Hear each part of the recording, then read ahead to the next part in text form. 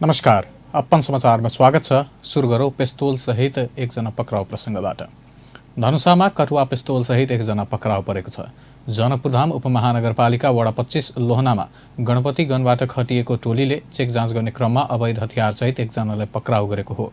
पक्राउ पर्नेमा धनुषाको धनौजी गाउँपालिका वडा 2 बस्ने 30 वर्षीय मनिष मिश्र रहेको छन्। मिश्रको साथबाट एक थान कटुवा पिस्तोल, 2 राउन्ड गोली र एक थान साइकल बरामद गरेको गणका सशस्त्र प्रहरी उपरीक्षक राजेश उप्रेतीले जानकारी दिनुभयो। अवैध हतियार राखेको भन्ने गोप्य सूचना आधारमा सुरेन्द्र कुमार झाको नेतृत्वको 4 जनाको टोलीले उनलाई पक्राउ गरेको समेत जानकारी दिए। त्यस्तै झामाथि आवश्यक कारबाहीका लागि जिल्ला प्रहरी कार्यालय पठाइएको छ। प्रदेश 2 प्रदेश सभाको बैठक विपक्षी दलका सांसदहरूले अवरुद्ध पारेका छन्। शुक्रबार दिउँसो बसेको बैठकको सुरुमै नेपाली कांग्रेसका सांसद शिवचन्द्र चौधरीले मुख्यमन्त्री लालबाबु राउतले बेटी पढाओ बेटी बचाओ अभियान अन्तर्गत साइकल वितरण गर्दा सम्बन्धित क्षेत्रका सांसदहरूलाई खबर समेत नगरेको प्रति असन्तुष्टि जनाउनुभयो। उहाँले सांसदहरूलाई व्यवस्था गरिएको लगायत सदनमा उठेका विषयहरूमा सरकारले जवाफ नदिएसम्म सदन चल्न नदिने भन्दै बैठक अवरुद्ध पार्नु भएको थियो। यो सदनभित्र चाहिँ साइकल वितरणमा पनि पटक चाहिँ के अरे सांसदज्यू सत्ता पक्ष प्रतिपक्ष दुवै पक्षका सांसदहरूबाट आवाज उठिआएको छ कि चीफ मिनिस्टरले साइकल वितरण गर्दाखेरि त्यो सम्बन्धित क्षेत्रको मान्यज्यू समेतलाई पनि खबर नगरिकन के अरे त्यो वितरण गर्ने काम गर्नुहुन्छ। त्यसैले यो कसैको निजी सम्पत्तिबाट वितरण भएको होइन, यही प्रदेशको पैसाबाट भएको वितरण हो। त्यसैले सम्बन्धित निकायका र सम्बन्धित त्यो क्षेत्रका सांसदहरूको उपस्थिति रहनुपर्छ। धेरै पटक चर्चा हुँदाखेरि पनि भर्खर हिजो अस्ति पनि चाहिँ के अरे वितरण भएकोमा सांसदज्यूहरूको मुखबाट सुनिन्छ कि अब भएन। त्यसैले यो अवस्थामा यी कुराहरूको जबसम्म निवारण हुँदैन तबसम्म सदन चल्दैन। सभामुख महोदय, सभामुख सरोज कुमार यादवले पटक पटक बस्न आग्रह गर्दा समेत विपक्षी सांसदहरूले अवरोध कायमै राखेका थिए। अवरोध जारी राखेपछि सभामुख यादवले सदनमा उठेको जवाफ दिन सरकारलाई रुलिङ गर्दै बैठक स्थगित गर्नुभएको थियो।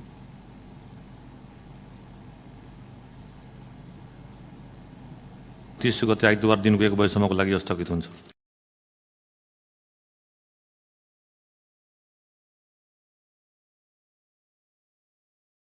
आइतबार भदौ 29 गते बोलाइएको छ। यसअघि भदौ 22 गतेको बैठकमा पनि विभिन्न योजनाको भुक्तानी नभएको भन्दै सांसदहरूले बैठक अवरुद्ध पारेका थिए। श्रमजीवी पत्रकार सम्बन्धी व्यवस्था, साहित्यिक पत्रकारिता एवं स्थानीय सञ्चार माध्यमको अवस्था विषयको 2 दिवसीय प्रदेश स्तरीय अन्तर्क्रिया कार्यक्रम जनकपुरधाममा सुरु भएको छ। प्रेस काउन्सिल नेपालको आयोजना र नेपाल पत्रकार महासंघ धनुषा शाखा तथा प्रदेश 2 समितिको संयोजनमा सुरु भएको अन्तर्क्रिया कार्यक्रममा प्रदेश 2 का 8वटै जिल्लाका पत्रकार, साहित्यिक पत्रकारहरूको सहभागिता रहेको छ। कार्यक्रमलाई सम्बोधन गर्दै प्रदेशका आन्तरिक मामिला तथा कानून मन्त्री ज्ञानेन्द्र कुमार यादवले प्रदेश 2 सरकार सञ्चार मैत्री विधेयक ल्याउने विश्वास दिलाउँदै पत्रकार विरोधी कुनै पनि गतिविधि प्रदेश सरकारले नगर्ने प्रतिबद्धता जाहेर गरेका छन्। त्यो ठाउँमा त्यो देशलाई हेर्नुहुन्छ भने त्यो देशमा सुशासन स्थापना भएको हुन्छ। त्यो देशमा चाहिँ त्यो राष्ट्रमा कानुनको शासन हुन्छ। त्यसकारण पत्रकारिता क्षेत्रलाई निष्पक्ष र स्वतन्त्र पत्रकारितामा कुनै किसिमको हस्तक्षेप हुनु हुँदैन भन्ने कुरामा प्रदेश सरकार प्रतिबद्ध छ। काउन्सिलका सदस्यहरू ईश्वरी प्रसाद ओझा, नवल किशोर यादव र चेतना धमलाको उपस्थितिमा भएको कार्यक्रममा नेपाल पत्रकार महासंघका केन्द्रीय महासचिव रमेश विष्ट, केन्द्रीय सदस्यहरू, प्रदेश र जिल्लाका पदाधिकारी तथा सदस्यहरू, वरिष्ठ पत्रकार राजेश्वर नेपाली, अशोक रौनियार सहितको सहभागिता रहेको थियो।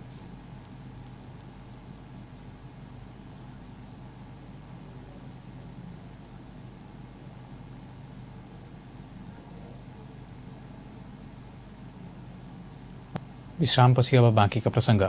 गृहमन्त्री रामबहादुर थापाले राष्ट्रियताको सुरक्षा र विकाससँग सम्बन्धित क्षेत्रमा असर पर्ने भएकाले अङ्गीकृत नागरिकताको विषयलाई सरकारले गम्भीर रूपमा लिएको बताउनु भएको छ। प्रतिनिधि सभा अन्तर्गत राज्य व्यवस्था तथा सुशासन समितिको शुक्रबार बसेको बैठकमा नागरिकता विधेयकमा गरिएको संशोधन सम्बन्धमा सरकारको धारणा राख्दै उहाँले सीमा सुरक्षा, राष्ट्रियता तथा सरकारले आफ्ना नागरिकलाई प्रदान गर्ने विभिन्न सुविधा र विकासका कार्यक्रमलाई असर नपर्ने गरी अङ्गीकृत नागरिकता प्रदान गर्ने विषयलाई आवश्यक संशोधन गरिएको स्पष्ट पार्नुभएको छ। सरकार दोहोरो नागरिकता नहोस् भन्नेमा पनि सचेत भएको उहाँले जानकारी दिनुभयो।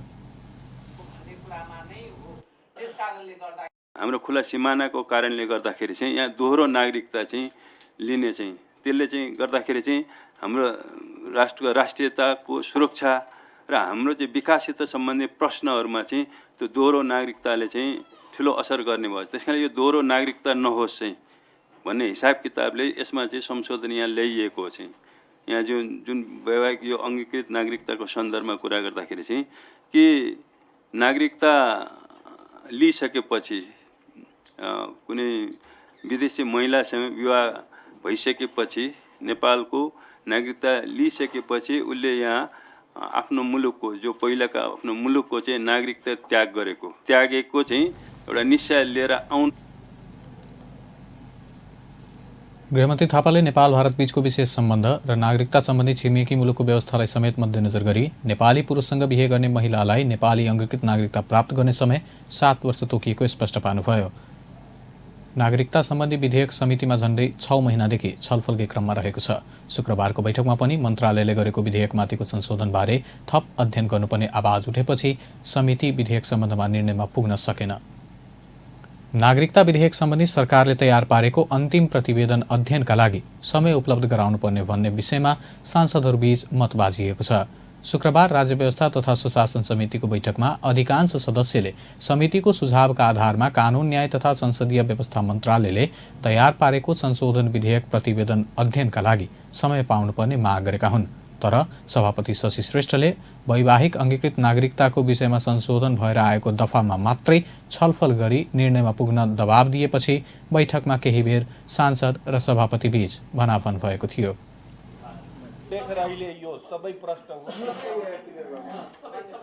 यसलाई आज के मात्रै भइसक्यो मान्यज्यू सहमति गरेर 5 महिना भयो, एक दिन अब सकियो भन्ने कुरा सिद्ध सहमति हुन सक्दैन। यति गरौँ न, यति गरौँ, त्यसपछि आवश्यक परे के आवश्यक पर्छ त्यो गरौँ न। गर्दै नगरौँ भन्न त भएन के मान्यज्यू, गर्दै नगरौँ भनिएकै छैन। हामी एउटा कुरा फेरि दोहोऱ्याउनु पर्छ। तेस्रो चोटि म भन्दैछु, केही थपेर भन्छु, म थपेर भन्छु। म प्रक्रियामा अब धेरै गर्ने पक्षमा म भएन। एकैले गरौँ कि नगरौँ त्यो किन जानु पर्यो? होइन, परिस्थितिले माग गरे जाउँला, माग गरे नजाउँला। त्यसकारणले गर्दाखेरि परिस्थिति समय चाहियो।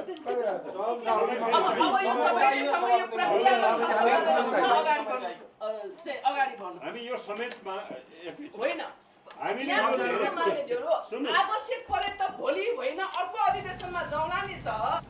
अधिकांश सांसदले नागरिकता संवेदनशील विषय भएकोले हतारमा निर्णय पुग्न नहुने भन्दै एक दिन अध्ययनका लागि समय दिन माग गरेका थिए। सांसदहरू ब्रजेश कुमार गुप्ता, दिलेन्द्र प्रसाद बडु, कृष्णगोपाल श्रेष्ठ, पम्फा भूषाल लगायतले अन्तिम प्रतिवेदन अध्ययनका लागि एक दिन समय दिनुपर्ने माग गरेका थिए। तर सभापति श्रेष्ठले भने विधेयकमाथि लामो छलफल भइसकेकोले अब पारित गरेर अघि बढ्नुपर्ने जिकिर गर्नुभएको थियो। बैठकमा कानून न्याय तथा संसदीय व्यवस्था मन्त्रालयका उपसचिव सुभाष भट्टराईले मातृत्व र पितृत्वको ठेगान नलागेका सन्तानलाई प्रदान गर्ने नागरिकताको व्यवस्था, लिङ्ग परिवर्तनपछि नागरिकता उपलब्ध गराउने व्यवस्था तथा नेपाली नागरिकसँग बिहे गरेर आउने विदेशी महिला र पुरुषलाई उपलब्ध गराइने अङ्गीकृत नागरिकताको सम्बन्धमा विधेयकमा गरिएका संशोधनहरू पढेर सुनाउनु भएको थियो।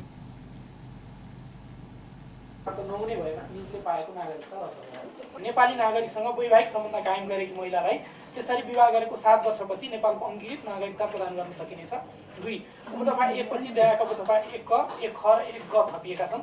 1 क उपदफा 1 बमोजिमकी महिलाले त्यस्तो नागरिकता प्राप्त गर्न चाहेमा नेपाली नागरिकसँग भएको वैवाहिक सम्बन्धको र आफूले विदेशी नागरिकता वा नागरिकता सरहको राष्ट्रियता जनाउने प्रमाणपत्र नलिएको भए सोको प्रमाण र त्यस्तो नागरिकता वा प्रमाणपत्र लिएको भए परित्याग गरेको प्रमाणसहित तोकिएको अधिकारीसँग चाहिँ निवेदन दिनुपर्नेछ। नेपाली नागरिकताको प्रमाणपत्र लिइसकेका व्यक्तिले पछि लिङ्ग परिवर्तन गरी परिवर्तित लैङ्गिक पहिचान सहितको नागरिकताको प्रमाणपत्र। वैवाहिक अङ्गीकृत नागरिकताको सवालमा समितिमा लामो समयदेखि छलफल हुँदै आएको छ। अपन समाचारमा फेरि पनि व्यावसायिक विश्रामपछि अब बाँकीका प्रसङ्ग। नेपाली कङ्ग्रेसले जागरण अभियानका क्रममा बिहिबार बाँकेमा नेकपा समर्थित युवाहरूबाट भएको आक्रमणको घटनाको भर्त्सना गर्दै आपत्ति जनाएको छ। पार्टी केन्द्रीय कार्यालय सानेपामा शुक्रबार पत्रकार सम्मेलन गरी प्रवक्ता विश्वप्रकाश शर्माले घटनाको भर्त्सना गर्दै भविष्यमा यस्तो क्रियाकलाप नदोहोर्याउन पनि सरकारले चेतावनी दिनुभएको हो। जागरण अभियान कार्यक्रमलाई बिथोल्नका लागि सत्तारूढ दलका कार्यकर्ताबाट भएको आक्रमणको घटनालाई काङ्ग्रेसले घटनाको रूपमा मात्रै नभए प्रवृत्तिको रूपमा विश्लेषण गरेको भन्दै उहाँले प्रतिपक्षी दलप्रति जिम्मेवार बन्न सरकारको ध्यानाकर्षण गराउनुभयो। काङ्ग्रेसले जागरण अभियानका क्रममा केन्द्रदेखि स्थानीय तहसम्म भ्रष्टाचारका घटनालाई केन्द्रीय भागमा राखेर उठाउँदै आएकोले कम्युनिस्ट पार्टीका कार्यकर्ताहरू तिलमिलाएर आक्रमणमा उत्रिएको टिप्पणी उहाँले गर्नुभयो। हिजो बाँके जिल्लाको प्रतिनिधि सभा 3 को प्रदेश सभा 2 को खजुरा गाउँको वडा नम्बर 2 को सीतापुरमा भएको कार्यक्रममा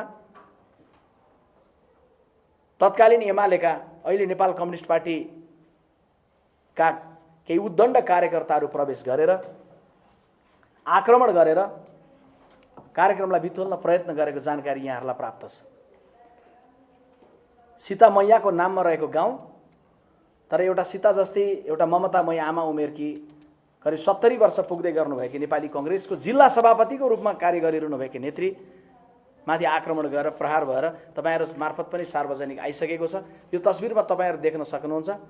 70 पुग्दै गरेकी एउटी आमा नेपाल कम्युनिस्ट पार्टीका उद्दण्ड कार्यकर्ताहरूको प्रहारबाट बाँकेको खजुरा गाउँपालिका वडा 2 को सीतापुर स्थित नेपाल रेडक्रस सभा हलमा हिमाल पहाड तराई मधेस नेपाली कङ्ग्रेस राष्ट्रिय जागरण अभियानको दोस्रो चरणको कार्यक्रम चलिरहेको बेला युवाहरूको समूह प्रवेश गरी आक्रमण गर्दा जिल्ला सभापति किरण कोइराला घाइते हुनुभएको थियो। यसैबीच गृहमन्त्री रामबहादुर थापाले शुक्रबार बिहान संसदीय समितिमा बाँके घटनामा संलग्न 3 जनालाई प्रहरीले नियन्त्रणमा लिइसकेको तथा अन्य दोषीहरूको खोजी भइरहेको बताउनु भएको थियो। जे घटना भयो त्यो दुःखदै घटना हो। यो कुनै त्यस्तो पोलिटिकल नभएर चाहिँ यता नेकपाले काङ्ग्रेसबाट नगरेको हुनाले केही विषयहरू जुन चाहिँ फेसबुकमा आएको र चाहिँ एउटा चरित्र हत्या गर्न त्यस्तै चाहिँ घटनाले लिएर चाहिँ यो घटना गएको देखिन्छ। त्यसकारणले चाहिँ जे होस् जो घटना भयो र त्यो छुटाउने क्रममा सभापतिज्यू चाहिँ त्यो जो झडप हुँदाखेरि छुटाउन जाने क्रममा चाहिँ उहाँको हात फ्र्याक्चर भएको भन्ने कुरा आछ हैन। घटना चाहिँ दुःखदै हो। यता समितिको बैठकमा सदस्य डिला सङ्ग्रोला पन्तले बाँके घटना राज्य सत्ताबाट भएको विचारमाथिको आक्रमण भएको भन्दै संलग्न दोषीलाई नियन्त्रणमा लिई कडा कारबाही गर्न माग गर्नुभयो। अर्थमन्त्री डाक्टर युवराज खतिवड़ाले दिगो विकास लक्ष्य हासिल गर्न पनि सरकारले सबै क्षेत्रसँगको साझेदारी कार्यक्रममा जोड दिएको बताउनु भएको छ। अर्थमन्त्री खतिवड़ाले दिगो विकास लक्ष्य हासिल गर्नका लागि महिला तथा युवा उद्यम विकासलाई पनि सरकारले उच्च प्राथमिकता दिएको स्पष्ट पार्नुभयो। शुक्रबारबाट काठमाडौँमा सुरु भएको अन्तर्राष्ट्रिय महिला उद्यमी शिखर सम्मेलनको उद्घाटन गर्दै उहाँले मुलुकको आर्थिक समृद्धिका लागि उद्यम विकास गर्न पनि सरकारले सर्वसाधारण नागरिकलाई समेत उद्यम क्षेत्रमा सहभागी गराउन सक्दो पहल गरिरहेको बताउनुभयो।